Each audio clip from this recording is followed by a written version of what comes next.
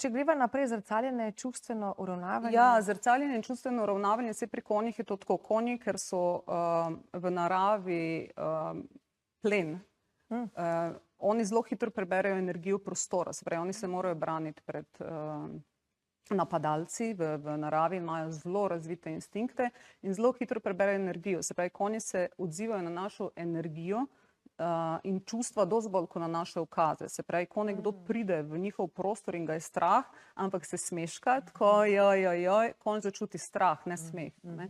In odreagira na tak način, tako da nam zrcalijo, konj nam zelo hitro pokaže, v kakšnem stanju smo. Dosti hitreje nam konj pokaže kot človek. Človek potem malo to v celofan zavije, ampak konj res pokaže, zrcali nas, a ne naš energetski sistem. In zdaj, ne vem, naprimer, če povem primer kolegice ali pa tudi hčerka, ko pride konju, včasih je zadosti, da se sam tako nasloni na konjev hrbet, stoji v konju in se pač na njega nasloni. In ker je konjev srčni utrip počasnejši, se tudi to uskladi. Se pravi, in konj nas tudi prizemlji, konj je prizemljen, ker on je v tem trenutku, živi v tem trenutku, ne tako kot mi ljudje, ko sploh nekaj razmišljamo, in nas to svojo energijo potem umiri. In vedno je pol učinek, ki ga, ne vem, ko mi ga tudi hčerka reče, zdaj sem pa čist mirna. Pridemo tako z neko polno glavo misli in potem smo čist mirno odidemo. To nam konji s tem naredijo. Tako da to je en tak učinek, ki ga, če imate stik kje s konji, lahko vsak dela, ni treba neke znanosti iz tega. To je sam že stik ali pa božanje, naprimer konja, že sproža senzorje pri nas, da se umirjamo. Se to res tudi ljudje imamo to nagnjenost, da smo raje pri ljudeh, ki so mirnejši? Tako, ker nas umirjajo, ta energija nas umiri, potem se počutimo bolj varno pri takih ljudeh in ljudje se radi počutimo varno. V poslovnih okoljih sicer govorimo o psihološki varnosti, ampak to je hkrati telesna varnost. Naš sistem se počuti varno. In ko se konjev sistem počuti varno in naš sistem počuti varno, potem se ta magija začne odvijati. To mi je bilo zanimivo, ko si prej omenila, da konj tudi prepozna resnično naše počutje. Morda tudi takrat, ko ga mi sami ne. Ja. Tako da gremo k konju se lahko pogovoriti in povej kot neko ogledalo, kako se danes počutim v resnici. Ker marsikdaj mogoče sami sebi tudi ne priznamo ali pa odrivamo resnično počutje. Ja, najbolj je to vidno naprimer na delavnicah, ker ljudje zelo radi potiskamo žalost. Sploh v poslovnih okoljih se ne sme pokazati, da si žalosten. In ko imamo delavnice z ljudmi, ki prihajajo iz poslovnih okolij, so delavnice narejene na način, da sprožijo to. Se pravi, tam je konj, ponavadi je neka glasba in ko se ljudje sprehajajo in ko imamo potem po vaji refleksijo, jih veliko joka. In potem se pogovarjamo, potem je težava, kot da bi nas bilo malo sram, da smo jokali. Ker danes več ne jokamo. In potem se pogovarjamo, kam smo kot družba prišli, da več ne moramo kazati svojih čustev. Mi bi radi vsi v poslovnih okoljih bili avtentični, veliko se o tem govori in piše in lepi na stene, ampak to je avtentičnost, da si lahko pred svojimi sodelavci tak kot si, da tudi jokaš, da ti je težko, da ta čustva pridejo ven iz tebe. In to konji naredijo, zato ker začutijo. Začutijo in ti sprožijo to, da pač se povežeš s sabo, svojim občutki in ti občutki pridejo ven. In to je zdravilno. Se pravi, mi zelo radi potiskamo čustva, tukaj jih pa dajemo ven. In to so taki zdravilni učinki konj. Pa tudi to, da si viden. Naprimer, ko pridejo, pa se pogovarjamo, pa tako, ja, pa je prišel do mene, pa me je pogledal. Ta občutek videnosti, tudi to, koliko si ljudje danes namenjamo pozornosti, dejansko. Koliko eden drugega dejansko slišimo in vidimo. Že to je zadost, da te konj vidi. Male stvari, to so res take male naravne stvari, naravne človeške vrednote, ki smo jih malo v današnji družbi izgubili. Nam konji odslikajo, zato so zdravitelji. Zato jaz govorim, da so zdravitelji. Zato, ker nam pustijo, da smo, kar smo, da z nas ven pride to, kar je v nas. Vse, kar je v nas. Vsa paleta čustev, ki jih moramo v določenih situacijah umikati, prikrivati. Pred konjem smo pa lahko točno to, kar smo. Ja, to se lahko naveževa morda na to človečnost, ki je tudi ta učinek. Nas uči, kako v resnici tudi mi, ko si omenila, ko nas konj vidi, nas res prisotno vidi. Nima v mislih, kaj mora skuhati kasneje, ali pa kaj vse so druge obveznosti, da se malo pošalim, ampak res, on, ko gleda, verjetno samo to on je dela. tukaj in zdaj. In nas vrne tudi nas v tukaj in zdaj, če smo mi na to pripravljeni. Zdaj, ko sem prej omenjala šport, tam je dostikrat zasledovanje nekega cilja in nam malo tega zmanjka. In je zato zelo dober vmes si malo vzeti čas in delati s konji tudi te stvari, se pravi na povezavi, na nekem odnosu, ker konj nam to da, če ga uspemo videti, pa če sebe uspemo spraviti v tukaj in zdaj. To danes ni tako lahko, sploh s vsemi tehnologijami, ki obstajajo. In z vsemi motilci, ki jih imamo vsak dan. Željka, vzeli si bova ponovno kratek odmor, da malo zadihava, potem pa po odmoru se vrneva k konjem in pa zaideva malo v poslovni svet. Bodite z nama tudi po odmoru.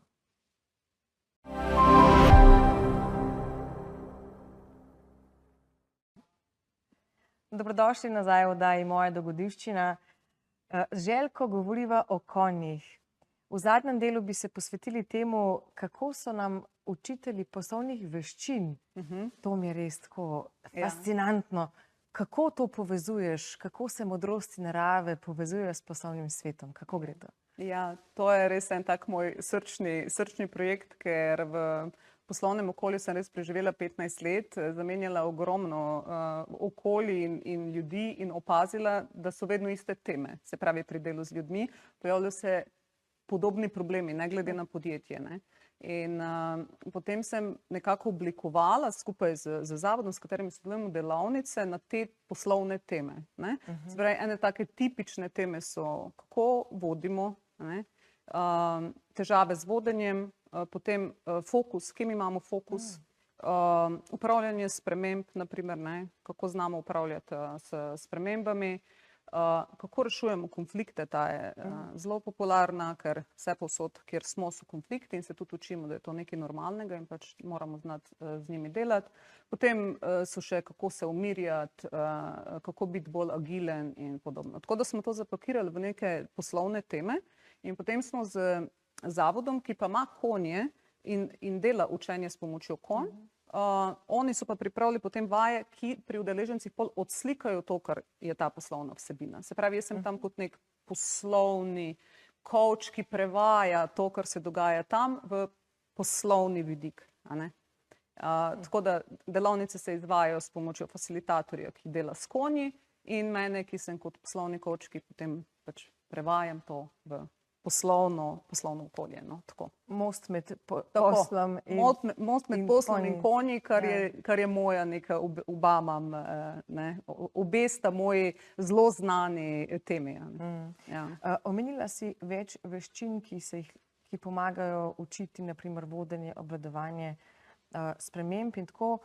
Kaj nam pa še manjka, bi rekla, katere veščine pri človeku, ne glede na to, na katerem delovnem mestu si v podjetjih, kaj nam manjka? Ja, danes nam zelo manjka empatije, sočutja. Kot sem prej že omenila, avtentičnosti, dosti se o tem govori, zelo malo pa razume. To, kar sem prej rekla, da so ljudje z vsemi čustvi, ki so tako, kot so, ne zdaj, da se kar derejo na vse, ampak da znajo jezo izraziti na pravilen način, ampak ne pa, da jo potisnejo. In to so vse stvari, ki manjkajo danes v poslovnih okoljih. In to ljudi oddaljuje, namesto povezuje. In zato imamo dosti ljudi, ki se počutijo izolirani in dosti burnouta tudi iz tega, ker več nimamo socialne mreže, nimamo več povezanosti take, kot smo jih nekje imeli. In to so te osnovne vrednote, ki nas jih učijo tudi konji. Tudi ni morda še toliko prostora za takšne veščine, kot je recimo empatija, sočutje, ker vemo, kako je to zdravilno tudi za nas, tudi če čutimo to kar tako. Tako da, daj nam razloži, kako pa poteka delavnica, da si predstavljamo, kako gre to, prideš kot udeleženec na delavnico, kako to operativno zgleda. Ja, tim pač pride si izbere temo, s katero se največ ukvarja, se pravi tema, ki jih žuli v tistem trenutku. Pa da več v njihovem timu, naprimer vodenje. Temu se veliko govori vodenje v in potem so vaje s konji pač narejene tako, da odslikajo pač vodenje, ne. In zdaj, če je to konj, imamo konja, s katerim, naprimer, ena vaja je, da konja mora tim pripeljati čez ovire, ki so po tleh, brez da bi uporabljal kakršnekoli pripomočke. Se pravi, nimajo vrvi, nimajo glavk, nič. In zdaj oni se morajo zmeniti, kako bodo tega konja pripeljali. Vse, kar imajo za navodil je, da je konj čredna žival, da sledi čredi. Neka osnovna navodila imajo in potem jih pustimo. In potem gledamo, kako zdaj oni odreagirajo v tej situaciji. In tam se zelo hitro vidi, kako vodijo, kje imajo fokus na konja, ali imajo fokus na dosegu cilja, če imajo preveč na cilj in konj lahko odide stran od ovire, ali pa se ustavi in potem krivijo konje in potem se pogovarjamo, kako to, da je konj kriv, ne on. In tako, v glavnem vse teme, ki so pri vodenju. Lahko imamo tudi več konjev prisotnih v dvorani in so navodila drugačna in morajo vsak nekaj narediti, brez da bi drugi vedel, kaj mora narediti. In se morajo sporazumeti neverbalno, kot konji. In tam se tudi zelo hitro vidi dinamika v poslovnem okolju. Se pravi, eni kar stojijo pa malo čakajo, eni takoj naredijo tisto, kar imajo napisano, da morajo narediti. Eni malo gledajo, kaj bodo drugi naredili. In potem jaz sam spremljam, kaj se dogaja. To ni nič sodba, to je samo za refleksijo kasneje, ker pol udeleženci, se res, jaz sem isto odreagiral, kot sem odreagiral v poslovnem okolju. In to so ta metaforična učenja, se pravi, oni se učijo, isto v sebi spoznavajo, kot odreagirajo tudi v poslovnem okolju. In to sam pol prenesemo v poslovno okolje. To je na primer za vodenje ena taka. To mi je zanimivo, kar si prej rekla, da konj prepoznava dejanska čustvena stanja in se verjetno v teh delavnicah tudi tako vidi, da si ne moraš več lagati, da mogoče si, dajmo reči, frustriran, če ne dosegaš cilja prehitro. In ti konj to pokaže. Zelo dobro si to povedala, ker to je dostikrat tema, je tudi ta frustracija. Ker kolikor čakajo, da bomo zdaj mi prišli rešiti situacijo in jih malo pustimo s to frustracijo. In potem gledamo, kako bodo rešili zdaj to frustracijo. In meni je zelo hecno, ko pol krivijo konje, pa ne znajo, pa oni niso strokovnjaki za konje. Sploh ni fora v konju, ker je v tem, kako so povezani. Tako da kup zadev se naučijo o sebi in tudi povratne informacije so vedno zelo odlične. Morda niso pripravljeni na to, kaj vse naplavi vedenje s konjem. To, kar konj samo zrcali, to, kar je prisotno v sistemu, v timu. Ne sodi, sam je. Prej si omenila konflikte, verjetno drugače rešujemo mi ali pa konji. Kje se tukaj vidi razlika med nami? Konji, zdaj bom govorila, tam, ko imamo te delavnice, imajo konji res privilegij, da živijo v čredi, to danes ni najbolj, ne vidimo velikokrat, nažalost več.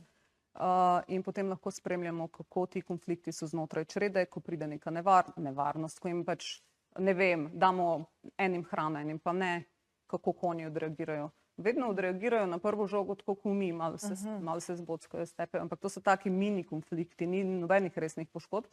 Ampak čez 3 minute vidiš konje, kako so se lepo porazdelili in si lepo jejo. In noben ni živčen na nobenega in noben ne dela si zgodb in govori, kak je on in zakaj ga je on brcnil in ne vem, kaj je naredil. In grejo naprej in so povezana čreda naprej. Pri ljudeh, pri konfliktih pa vemo, kako je. To je pol kup zamer in vlečemo to lahko tudi v poslovnih okoljih. Nam nekdo gre na živce in namesto, da bi se pogovorili, povemo reč sodelavcu, kakšen je in potem gre tudi tako naprej. In tudi čez te vaje se potem ljudje učijo, kako reševati konflikte. Vaje so tudi take, da lahko se pravi, imamo ne čist s konji, ampak ob konji, ko se spoznavajo s tem, da nismo vsi enaki, da eni reagiramo tako, eni drugače, eni smo bolj navodstveni, eni smo bolj za povezovanje in se učijo, nismo vsi enaki in to je okej. V čredi konji niso vsi enaki, ampak kot črede držijo skupaj. A smo si že pogledali video, prosim režijo za 3. video, kjer tudi pokaže, kako te delavnice, kako so videti. To mi je res zanimivo. vmes, ko si govorila, sem dobila misel, da konji res znajo začutiti recimo neko jezo ali pa konflikt in potem spustijo. Ja. To recimo tudi na telesu se pri nam pozna ta nek kronični stres, ker ne znamo spustiti potem teh hormonov in je telo že navajeno, da je ves čas v nekem fight and flight načinu. Ja, in to nam postane naravni način, tako sem tudi jaz zbolela. To nam postane naravno, se pravi, ljudje, ki smo v stresu, ne vemo, da smo v stresu. Dokler ne poč. Se pravi, dokler se ne začne na telesu poznati. Zato sem se jaz tudi v to dinamiko, kako je telo in kako sta povezana. Zdaj, videli smo sicer tam na posnetku, tisto pač prikazuje na posnetku to, kako se je tim, na primer, lotil, da konja pelje čez ovire. Čez ovire, neverbalno. Tako.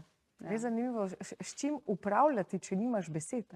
Kako predati nek ukaz morda ali pa navodilo. Ja, ampak vse to je to, konj ne reagira, ker ne govori, je razvil, ima drugo dinamiko in zato nas lahko toliko bolj uči v čutenju z nekimi drugimi čutili. Res fascinantno. Željka, kako bi rekla, kako te je to spremenilo kot žensko, športnico, vsaj včasih bolj, v poslovno žensko, mamo, ženo, kako te je ta tvoja pot s konji spremenila in te še spreminja? Ja, to je pa zanimivo vprašanje. Ja, mene je to zelo spremenilo. Se pravi, celotna ta dinamika tudi v poslovnem okolju, kjer sem res bila tako hitra in doseganje nekih ciljev, v ta del bolj čutenja. Se pravi, več sem začela čutiti, več sem začela zaznavati, bolj sem postala jaz, tista deklica iz Prekmurja, ki ima rada konje in uživa s konji.